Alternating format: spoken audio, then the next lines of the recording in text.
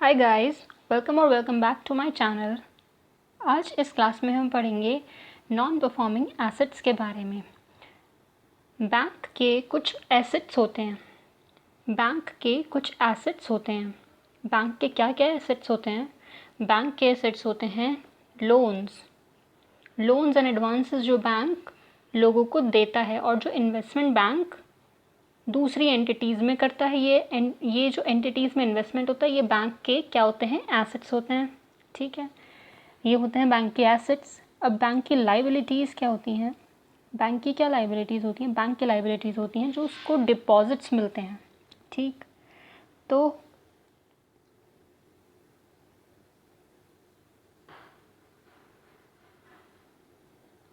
Assets क्या होते हैं? जो बैंक लोन्स एंड एडवांसेस देता है।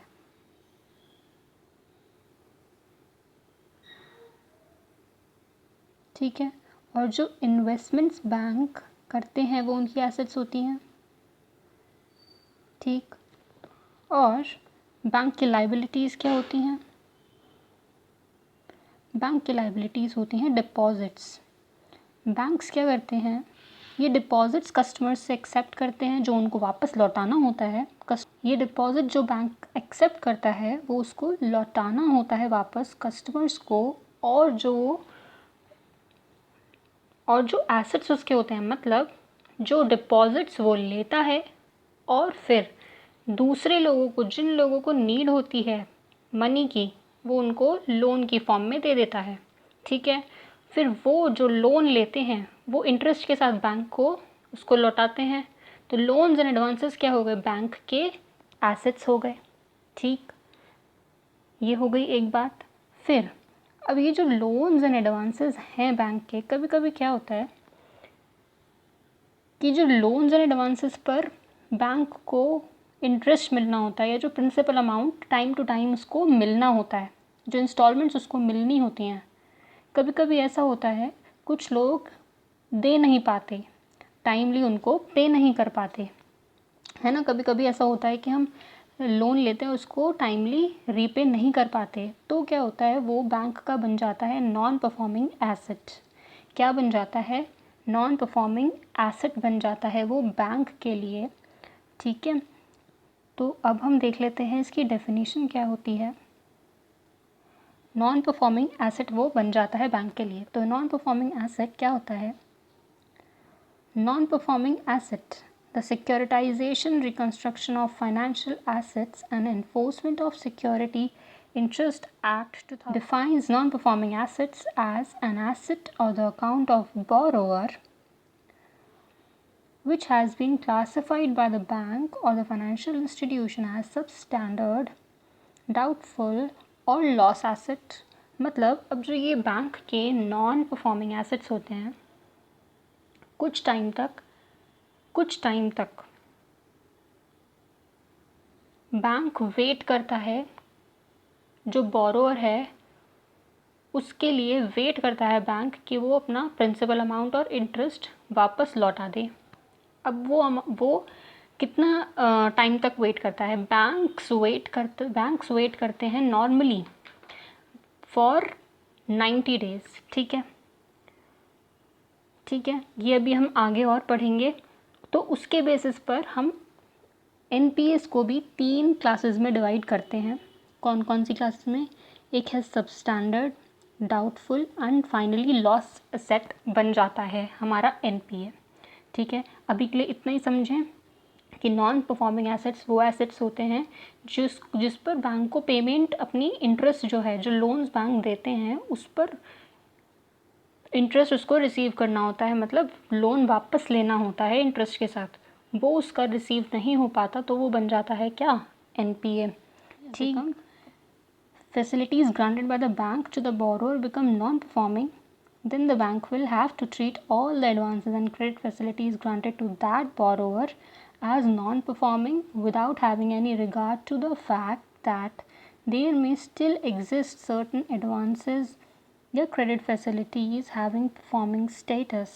ठीक, as per RBI guidelines, income on loans is to be recognized on receipt basis। मतलब कोई भी जब हमारी इनकम होती है लोन्स पर, जो बैंक की इनकम होती है, क्या इनकम क्या होती है बैंक्स की लोन पे, दैट इज़ इंटरेस्ट इनकम, है ना। तो तभी हम रिकॉग्नाइज़ करेंगे जब वो एक्चुअली रिसीव होगी, हम उसको एडवांस में ही एंटिसिपेट नहीं कर लेंगे कि जी हमारी इनकम हो गई है, ठीक है।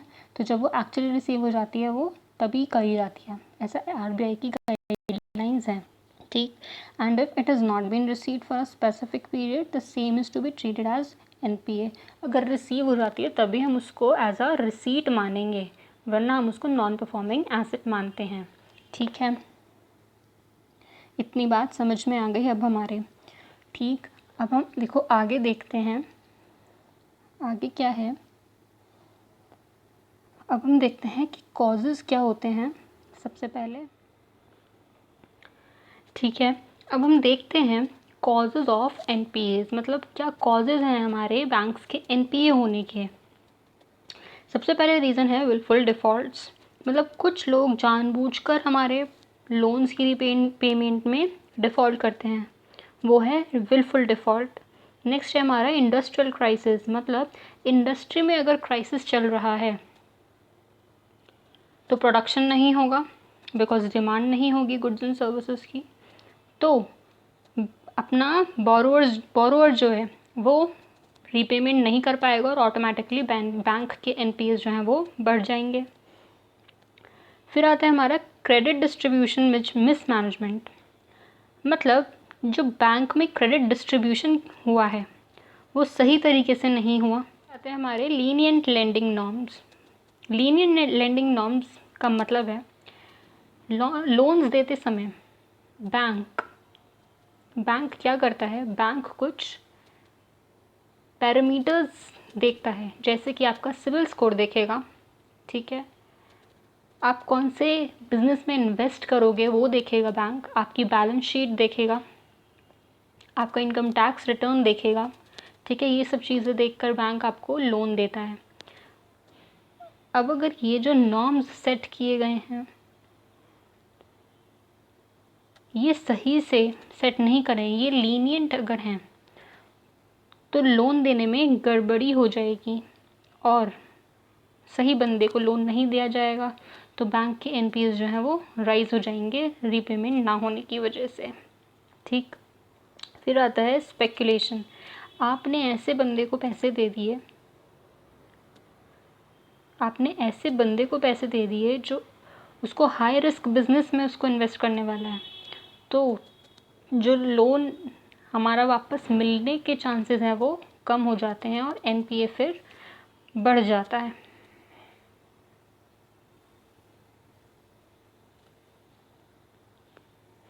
फिर आता है हमारे इम्पैक्ट ऑफ एनपीए।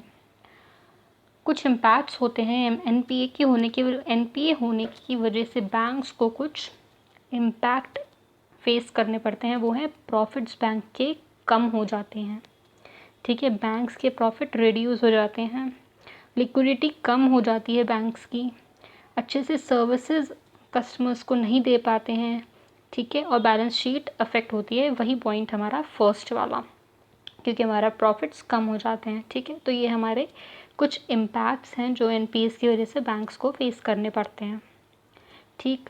फिर आते हैं हमारा टाइप्स ऑफ एनपीएस, ठीक है। 3 टाइप ऑफ हमारे एनपीएस होते हैं। पहली बात, जब तक बैंक का लोन टाइमली रीपे होता रहता है, मतलब प्रिंसिपल अमाउंट जो उसको लेना है और जो उसको इंटरेस्ट लेना है वो टाइमली उसके पास आ जाता है, तब तक वो हमारा परफॉर्मिंग एसेट बना रहता है। जैसे ही ड्यू डेट आने पर कस्टमर डिफ़ॉल्ट कर देता है, ठीक है, तो कुछ समय तक बैंक वेट करता है लोन की रीपेमेंट के लिए, ठीक है। कितने समय तक वेट करता है bank waits for 90 days, bank waits for 90 days for the repayment of loans after default, ठीक है। 90 डेज़ तक बैंक वेट करता है। अगर 90 डेज़ तक उसको रिसीव नहीं होता है अपना लोन, रीपेमेंट अगर नहीं होता है तो वो हमारा एसेट बैंक का जो है वो बन जाता है non performing asset. Non performing asset बनते ही हम एक कैटेगरी में उसको डाल देते हैं, दैट इज़ सब स्टैंडर्ड एसेट्स की कैटेगरी। ठीक है, सब स्टैंडर्ड एसेट्स की कैटेगरी में हम उसको डाल देते हैं। ठीक है, तो all those assets which are considered as non performing assets for the period of 12 months, फिर हमारा जो भी एसेट सब स्टैंडर्ड एसेट की कैटेगरी में पड़ा हुआ है, जो भी एनपीए हमारा सब स्टैंडर्ड एसेट की कैटेगरी में पड़ा हुआ है फॉर मैक्सिमम 12 मंथ्स, ठीक है, वो हमारा इस कैटेगरी में रहता है। जैसे ही हमारा 12 मंथ से ऊपर इस कैटेगरी में हो जाता है, कोई भी एनपीए अगर हमारा सब स्टैंडर्ड कैटेगरी में पड़ा है फॉर मोर देन 12 मंथ्स, चाहे एक दिन ही ज़्यादा हो, तो हमारा वो चला जाता है कौन सी कैटेगरी में, डाउटफुल एसेट्स की कैटेगरी में। ठीक है, यहाँ पर वो कब तक रहता है, यहाँ पर वो तब तक रहता है जब तक वो लॉस एसेट नहीं बन जाता है। लॉस एसेट कब बनेगा, लॉस एसेट कोई भी एनपीए तब बनता है जब या तो आरबीआई ऑफिसर या बैंक मैनेजर या फिर बैंक का इंटरनल ऑडिटर या फिर एक्सटर्नल ऑडिटर कह देता है कि अब ये लोन रिकवर नहीं हो पाएगा। जब तक वो कहता नहीं तब तक वो लॉस एसेट बनता नहीं, और जैसे ही वो बोल देगा कि ये डाउटफुल एसेट हमारा अब रिकवर नहीं होगा, वैसे ही वो लॉस एसेट की कैटेगरी में चला जाता है। ठीक है, तो ये हमारी 3 कैटेगरीज हो गई। मेन हमारी 3 कैटेगरीज हैं, सब standard asset, doubtful asset and loss asset. कोई भी नॉन परफॉर्मिंग एसेट अगर 12 मंथ्स तक 12 मंथ से कम अगर उसको एनपीए बने हुए हो गया तो वो सब स्टैंडर्ड में रहता है, और अगर एक भी दिन ज़्यादा हो गया सब स्टैंडर्ड की कैटेगरी में तो वो चला जाता है डाउटफुल एसेट। डाउटफुल एसेट बनने के बाद जब तक आरबीआई का ऑफिसर या इंटरनल या एक्सटर्नल ऑडिटर या फिर बैंक मैनेजर नहीं कह देता कि ये लॉस एसेट है, तब तक वो लॉस एसेट नहीं बनता। ठीक है, और जब तक, और एक कैटेगरी हमारी ये होती है परफॉर्मिंग एसेट की, मतलब जब हमारे को रेगुलरली अपना टाइमली ड्यू होने पर लोन रीपेमेंट हो जाता है तो वो एसेट हमारा परफॉर्मिंग एसेट बना रहता है, उसको हम स्टैंडर्ड एसेट भी बोलते हैं। ठीक है, तो बैंक्स कितने दिन तक एनपीए बनने का, मतलब कस्टमर का अपना बोरोवर का जो है, बोरोवर का इंतज़ार करता है रीपेमेंट का। Bank waits for 90 days. ठीक है, बैंक वेट फॉर 90 डेज़, फिर वो बन जाता है एनपीए। ठीक है, एनपीए बनने के बाद वो बनता है सब standard asset. Less than 12 months तक वो हमारा सब स्टैंडर्ड की कैटेगरी में रहता है। उसके बाद 12 मंथ्स से एक दिन ऊपर होते ही वो बन जाता है डाउटफुल एसेट, और जब तक डाउटफुल एसेट को बैंकर या आरबीआई ऑफिसर या फिर ऑडिटर नहीं बोलता कि ये लॉस एसेट बन गया है, तब तक वो डाउट एसेट ही बना रहता है। और जैसे ही बैंक मैनेजर या फिर आरबीआई ऑफिसर या ऑडिटर कह देता है कि ये लॉस एसेट है तो वो लॉस एसेट की कैटेगरी में शिफ्ट हो जाता है। ठीक है, फिर आता है हमारा with effect from 31st March 2004, non-performing assets shall be loans or advances where non-performing assets कब बनेंगे, जब हमारा इंटरेस्ट या फिर principal amount remains overdue for a period of more than 90 days. मतलब बैंक वेट करता है 90 डेज़ के लिए, मतलब जब भी कोई लोन रीपे नहीं होता है for the period of 90 days, bank wait करता है 90 डेज़ के लिए, और 90 डेज़ के बाद वो बन जाता है हमारा एनपीए। ठीक है, सेम अप्लाई होता है हमारा ओवरड्राफ्ट या कैश क्रेडिट वाली फैसिलिटी में। ठीक है, और बिल्स ऑफ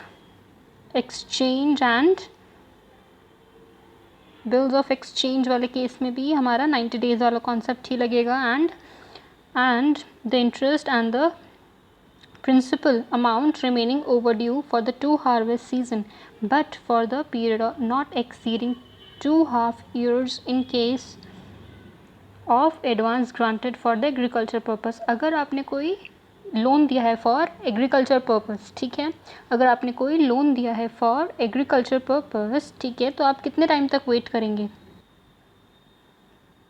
देखो इस पॉइंट को समझने के लिए हमें एक चीज़ समझनी पड़ेगी। हमें क्या समझना पड़ेगा, जब बैंक्स लोन देते हैं, जब भी बैंक्स लोन देते हैं एग्रीकल्चर पर्पस के लिए, ठीक है, जब भी एग्रीकल्चर पर्पस के लिए लोन देते हैं बैंक्स, ठीक है, तो वो देते हैं या तो शॉर्ट ड्यूरेशन क्रॉप्स के लिए या फिर वो देते हैं लॉन्ग ड्यूरेशन क्रॉप्स के लिए,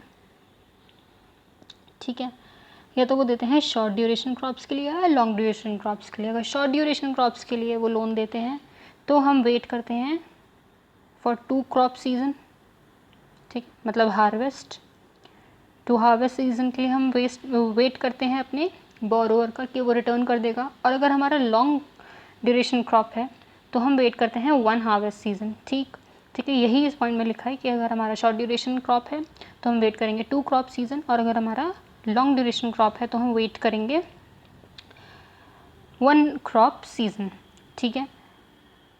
तो मतलब हमारा जो बैंक होता है वो बोरोवर का वेट करता है for 90 days in case of bills of exchange, overdraft की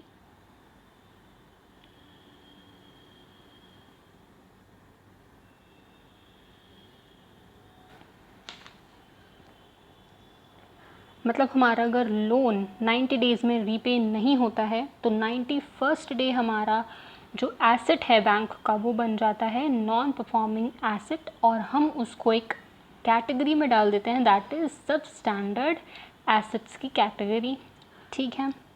फिर हमारा आता है,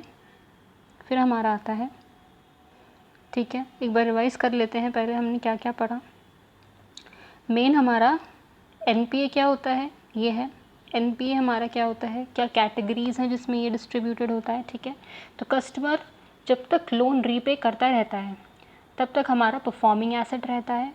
बैंक वेट करता है कस्टमर का फॉर 90 डेज़, 90 डेज़ के बाद वो बन जाता है हमारा एनपीए। जैसे ही हमारा एनपीए बनता है, जैसे ही हमारा बैंक का एनपीए बन जाता है तो हम अपने एसेट को एक कैटेगरी में डाल देते हैं, दैट इज़ सब स्टैंडर्ड कैटेगरी, ठीक है।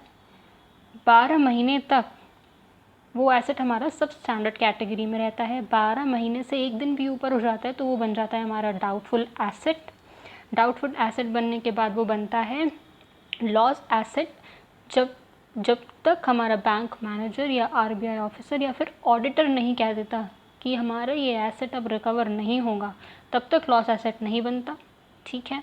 और नॉन परफॉर्मिंग एसेट हमने अपना देख ही लिया था इसकी डेफिनेशन। जो हमारा बैंक्स हमारे लोन्स देते हैं, अगर उनका इंटरेस्ट और प्रिंसिपल अमाउंट उनको रिसीव ना हो ऑन द ड्यू डेट तो हमारा 90 डेज़ के बाद वो बन जाता है नॉन परफॉर्मिंग एसेट, ठीक।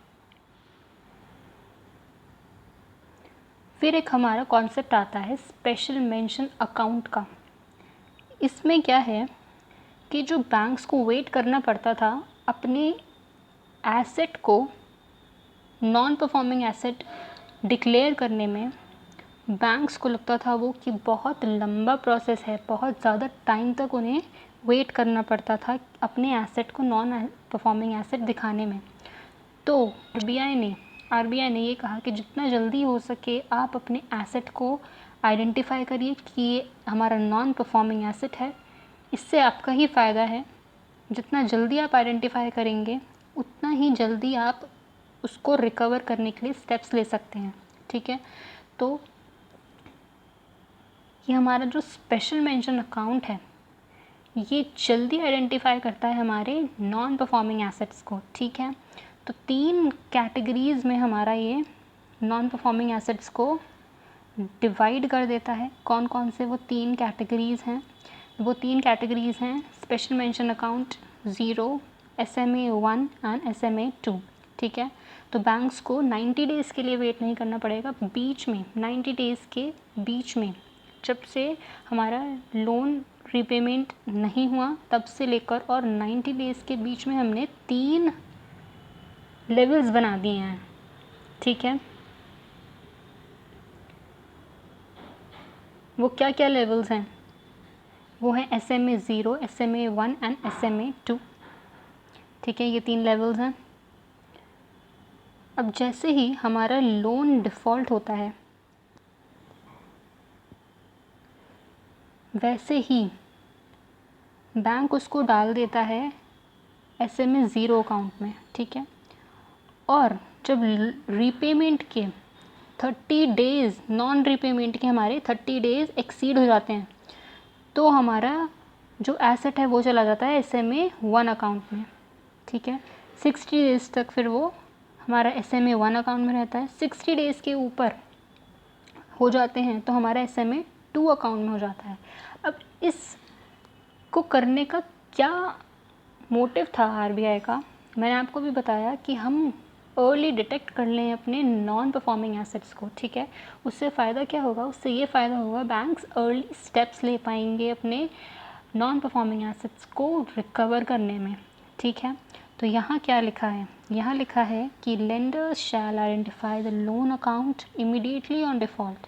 जैसे ही आपका डिफ़ॉल्ट हुआ वैसे ही आपने उसको रिकॉग्नाइज़ कर लिया, ठीक है। उसको आपने कौन सी कैटेगरी में डाला? SMA 0, ठीक है। 30 डेज़ तक वो रहेगा हमारा SMA 0 में।